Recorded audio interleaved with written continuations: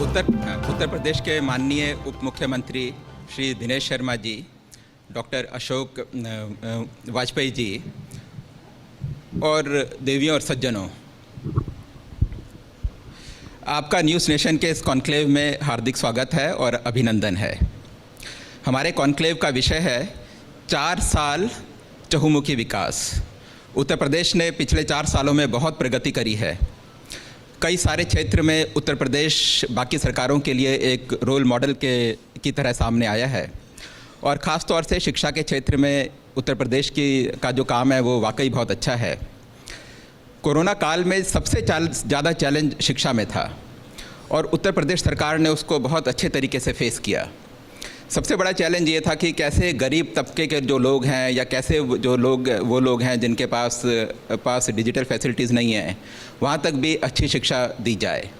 अभी मैंने देखा पिछले दिनों एक विज्ञापन इन्होंने स्कीम लॉन्च करी थी उत्तर प्रदेश सरकार ने। वो स्कीम अपने आप में एक अनोखी स्कीम थी और डिजिटल का सबसे अच्छा जो प्रयोग है वो उत्तर प्रदेश सरकार ने किया। वो स्कीम ये है कि जो गरीब तबके के लोग हैं उन्हें भी कॉम्पिटिटिव एग्ज़ामिनेशन की सबसे अच्छी कोचिंग जो हिंदुस्तान में अवेलेबल है, चाहे वो दिल्ली में हो या चाहे किसी और शहर में हो, तो वो कोचिंग उन्हें कैसे दी जाए डिजिटल के माध्यम से। तो ये एक काम बहुत अच्छा है और मैं चाहूँगा कि पिनाज आप आइए और इस सेशन को आप मॉडरेट कीजिए, इस चर्चा को हम आगे लेके जाएं और साथ ही साथ इन्होंने जो अच्छे काम किया और साथ ही साथ सरकार का जो क्रिटिसिज्म है उस सबको डिस्कस करें। Thank you very much.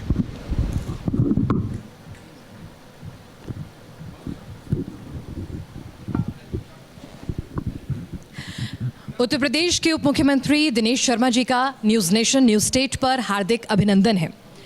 Uttar प्रदेश में योगी सरकार के 4 साल पूरे हो गए हैं। सरकार दावा कर रही है 4 साल चहुमुखी विकास का, लेकिन जनता तक वो विकास की गूंज पहुंची है।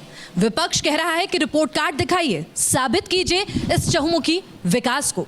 तो आज न्यूज़ नेशन न्यूज़ स्टेट अपनी इस कॉन्क्लेव के जरिए दिन भर उत्तर प्रदेश सरकार के मंत्रियों के मार्फत और साथ ही खुद मुख्यमंत्री भी मौजूद रहेंगे इस कॉन्क्लेव में, जो पेश करेंगे अपना रिपोर्ट कार्ड और साल 2022 में कैसे विरोधियों पर 21 पढ़ना है, इसके लिए क्या तैयारियां हैं, कौन से ऐसे काम हैं, उस पर भी लेखा जोखा हमारे दर्शकों के सामने और हमारी ऑडियंस के सामने पेश करने जा रहे हैं। तो लगातार न्यूज़ नेशन पर आप दिन भर देखिए हमारी ये विशेष कॉन्क्लेव। सबसे पहले हमारे साथ चर्चा करने के लिए उत्तर प्रदेश सरकार के उप मुख्यमंत्री और उच्च शिक्षा मिनिस्टर, IT, इलेक्ट्रॉनिक मिनिस्टर जो हैं, कई पदभार संभाल रहे हैं, दिनेश शर्मा जी मौजूद हैं। दिनेश जी, आपका बहुत बहुत स्वागत है। धन्यवाद आपका। दिनेश जी, आपने एक हैशटैग दिया था, हैशटैग दमदार सरकार, योगी सरकार, कामदार सरकार, योगी सरकार। तो अब हैशटैग तो चल दिया, डिजिटल वर्ल्ड में ट्रेंड भी खूब हो गया, लेकिन अगर मैं कहूँ कि जनता के बीच उस हैशटैग को थोड़ा एलैबोरेट कीजिए और बताइए 4 साल में ऐसे कौन से काम हैं 5 जिनको आप जनता के बीच लेकर जाएं कि एक बार फिर से मौका दे आपको। देखिए, योगी सरकार 4 साल अभी पूरे होने को कुछ दिन बाकी हैं। इन 4 सालों में जो यात्रा पूरी करी है, विकास की यात्रा, मैं समझता हूँ कि भारत के इतिहास में ख़ासतौर से उत्तर प्रदेश के संदर्भ में ये विगत 40-45 वर्षों में भी या आज़ादी के बाद से भी जो विकास की अवरुद्ध जो बाधाएं थीं वो दूर हुई और उत्तर प्रदेश में चहुमुखी विकास हुआ, चाहे स्वास्थ्य के क्षेत्र में रहा हो, चाहे शिक्षा के क्षेत्र में रहा हो, चाहे विद्युत के क्षेत्र में रहा हो, चाहे किसानों के खाद्यान्न खरीद के संदर्भ में रहा हो, उत्पादन के क्षेत्र में रहा हो। हर तरफ अगर आप देखो तो एक डेवलपमेंट प्रोसेस जो बाधित था पहले से, वो काफ़ी तेज़ी के साथ आगे बढ़ा है।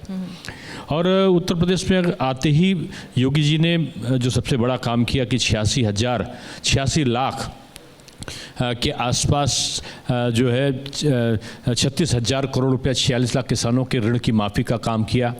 उसके बाद जो इन्वेस्टर्स मीट की 4,68,000 करोड़ रुपए का जब MOU साइन हुआ तो विपक्ष के कुछ लोग हास्यास्पद स्थिति उत्पन्न करने लगे और व्यंग करने लगे जी। लेकिन आज वही है कि आज 3 लाख करोड़ से ऊपर के जो प्रोजेक्ट्स है वो धरातल पर उतर आए लगे और कई लाख लोग, मैं कहूँ 35 लाख के आसपास लोगों को अप्रत्यक्ष रूप में रोजगार मिला। और ये जो जो ये क्रम था वो यही नहीं रुका। आप नोएडा चले जाएं, इलेक्ट्रॉनिक हब के रूप में वो विकसित हो गया। और नोएडा में अगर जाएं तो आईटी के क्षेत्र में भारतवर्ष का सबसे बड़ा आज अगर मोबाइल का प्रोडक्शन पूरे भारतवर्ष में जितना होता है तो अकेले उत्तर प्रदेश उसका लगभग 75 से 80% उत्पादन उत्तर प्रदेश में हो रहा है। आज चीन से तमाम उद्योग निकल के बाहर गए कोरोना के संक्रमण के दौरान, उनमें से तमाम उद्योग भारतवर्ष आए और भारतवर्ष में भी उत्तर प्रदेश में आए। क्यों आए? क्योंकि यहाँ पर शुचिता थी, पारदर्शिता थी, अपराधों पर नियंत्रण था और एक ईमानदार सरकार काम कर रही थी। इससे आकर्षित होकर उदाहरण के तौर पे अभी कुछ दिन पहले 5,000 करोड़ रुपए का इन्वेस्टमेंट किया है, जो इक्विपमेंट मोबाइल का इक्विपमेंट बनाने वाली कंपनी है, चाइना से आई और यहाँ पर लगाया। अभी डाटा सेंटर हमारा भारत का सबसे बड़ा डाटा सेंटर हमारे उत्तर प्रदेश में लग गया, उसका हम लोगों ने इनॉग्रेशन किया।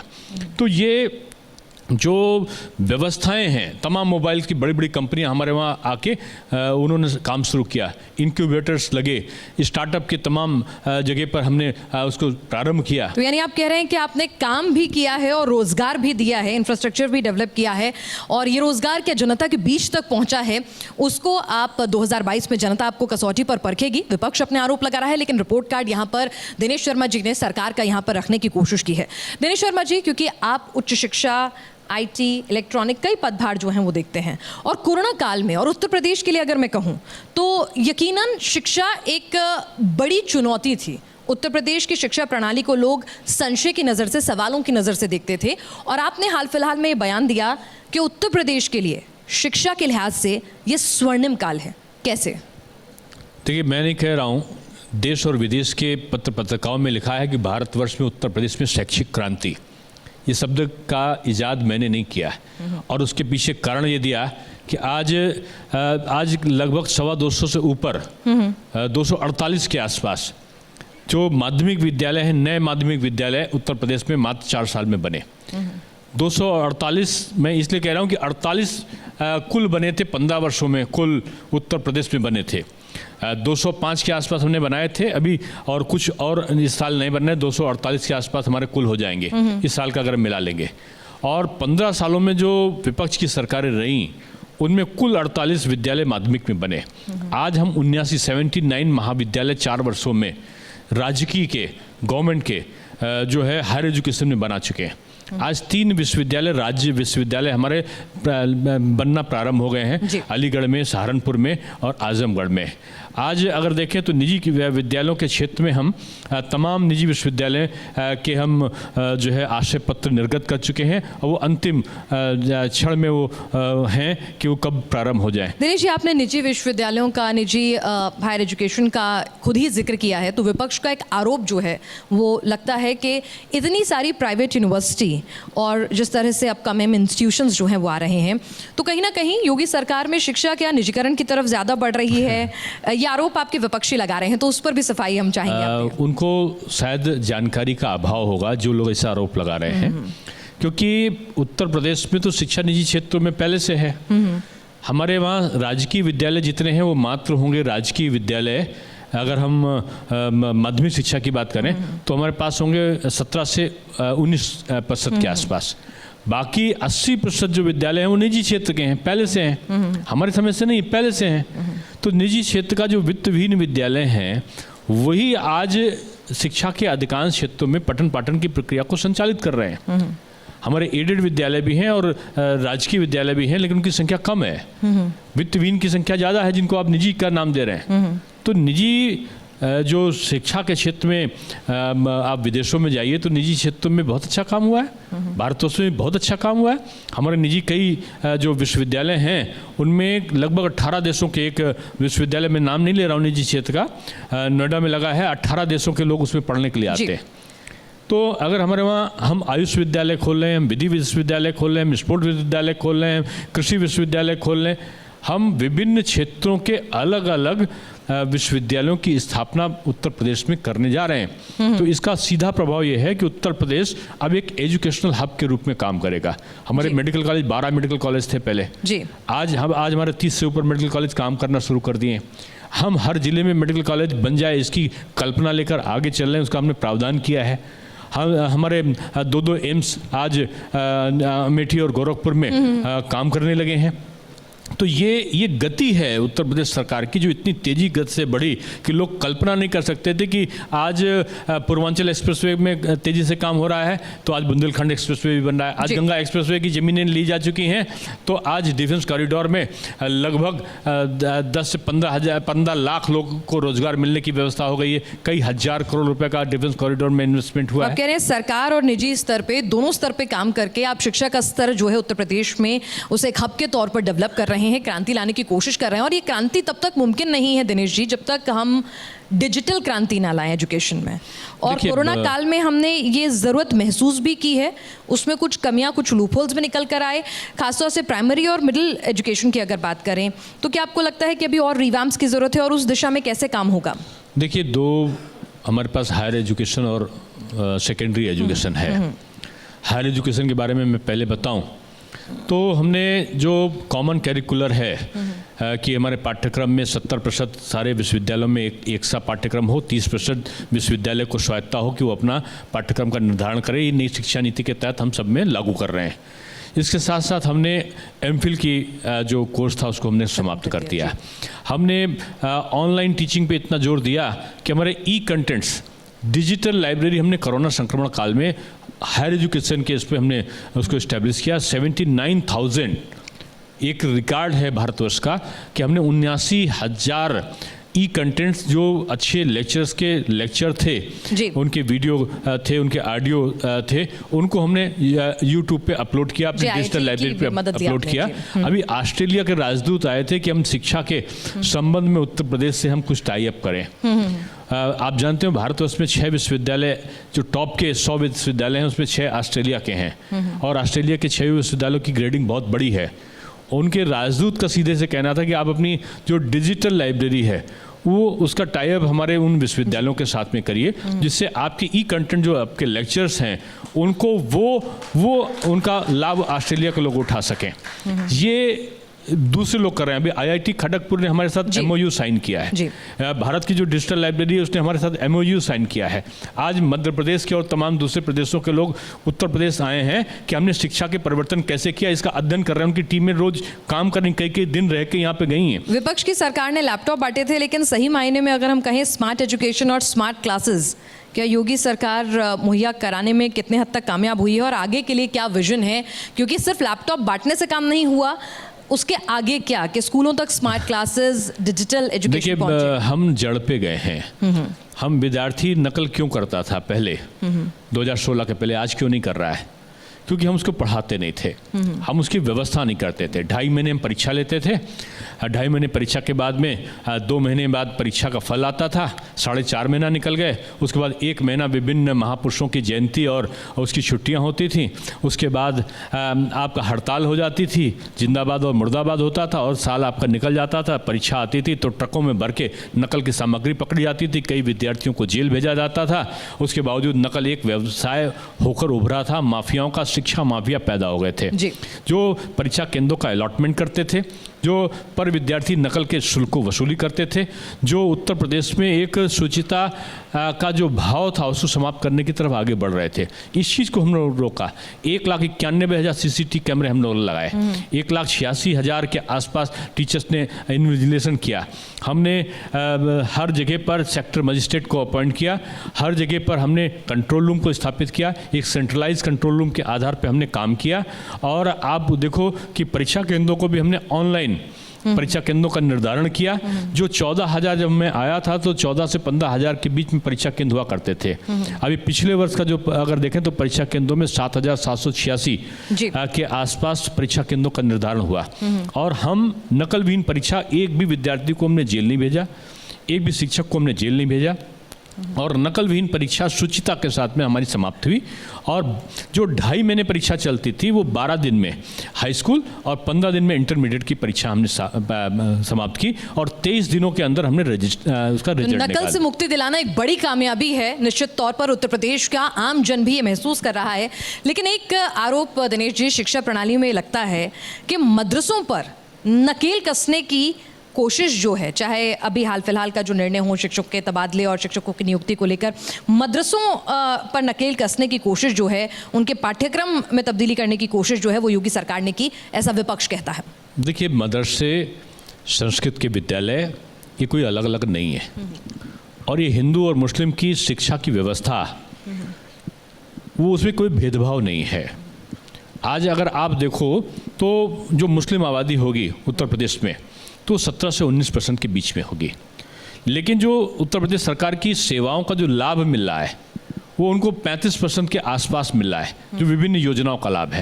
यानी जितनी उनकी आबादी उससे ऊपर का लाभ हम उनको दे रहे हैं। अगर भेदभाव हमारे उसमें नहीं है। नहीं, उनके करिकुलम से छेड़छाड़ के आरोप हैं कि भाई मदरसे का जहाँ तक आप कह रहे हैं, वो पढ़ाना चाहते हैं, हम आप चाहते लोगों को हैं मुफीद नहीं एक लगती। हाथ में पवित्र कुरान हो, एक हाथ में कंप्यूटर हो।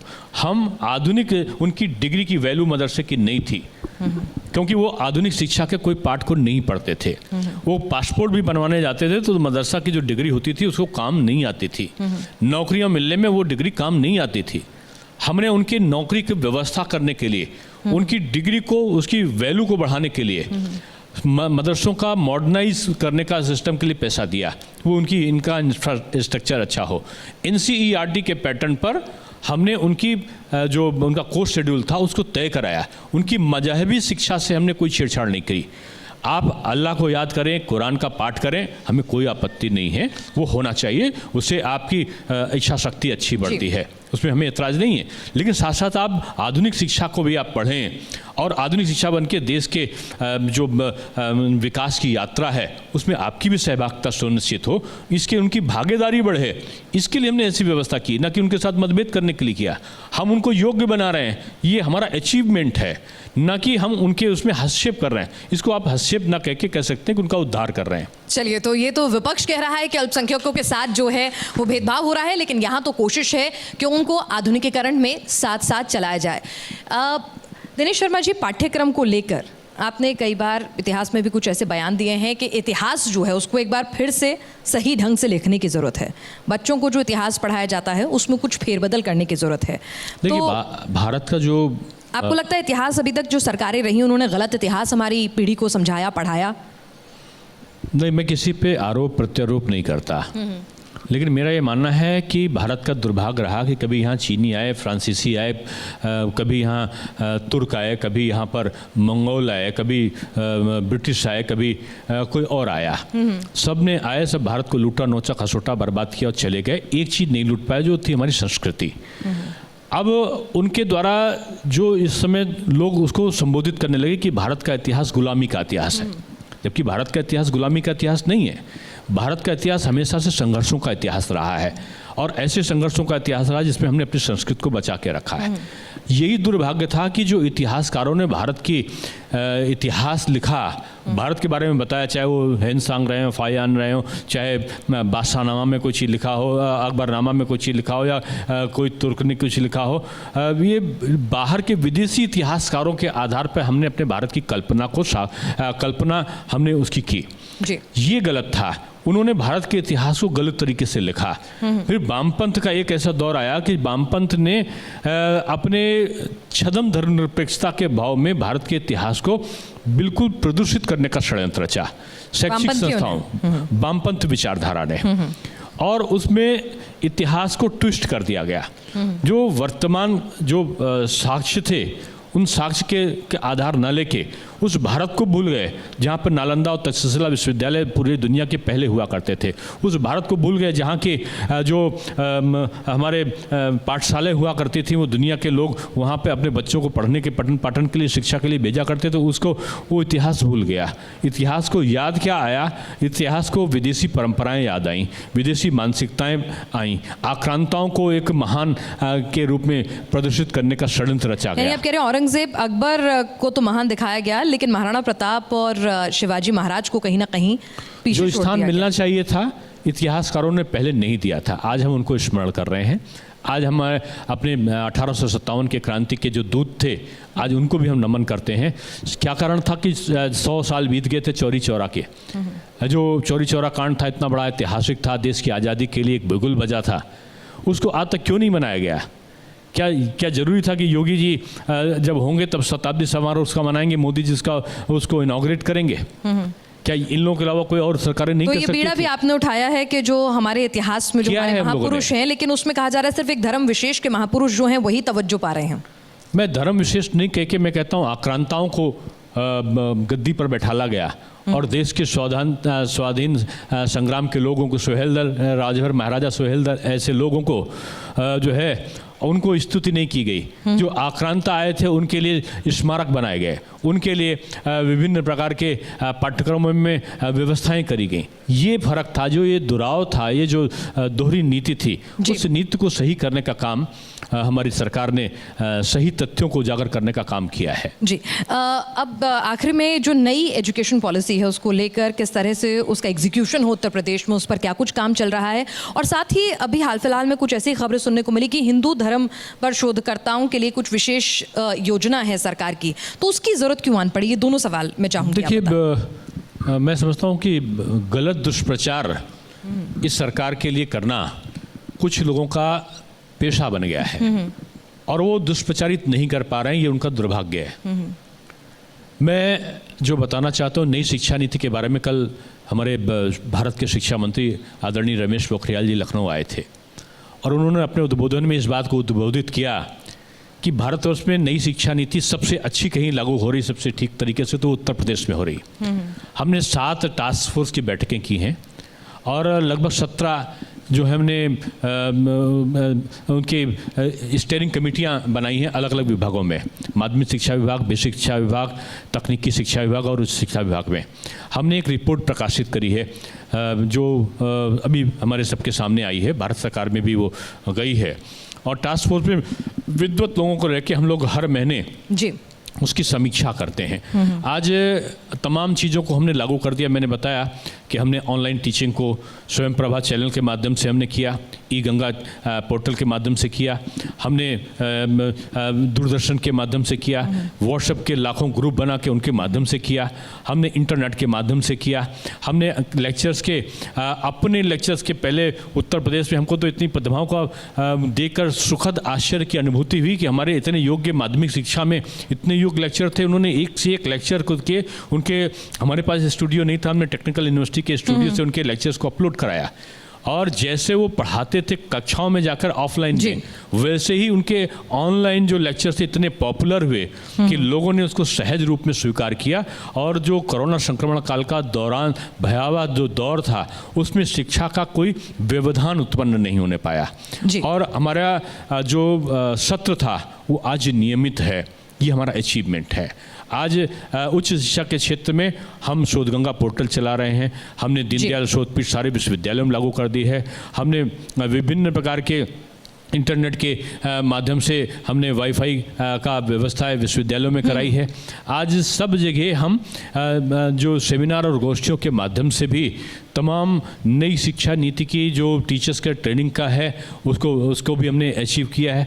तमाम गतिविधियों को हमने आयाम दिया है और आज मुझे खुशी है कि उच्च शिक्षा और सेकेंडरी एजुकेशन अपने चरम सीमा पर पहुंचा है। चलिए दिनेश शर्मा जी, आपने अपने विभागों का साथ ही सरकार का रिपोर्ट कार्ड जनता के सामने रखा। न्यूज स्टेट के माध्यम से हमारे दर्शकों ने आपको सुना, समझा और जनता आपको कसौटी पर परखेगी चुनावी साल में। ये आपका लेखा जोखा था। आप यहाँ आए हमारी कॉन्क्लेव में, आपका बहुत बहुत शुक्रिया। आभार आपका, धन्यवाद।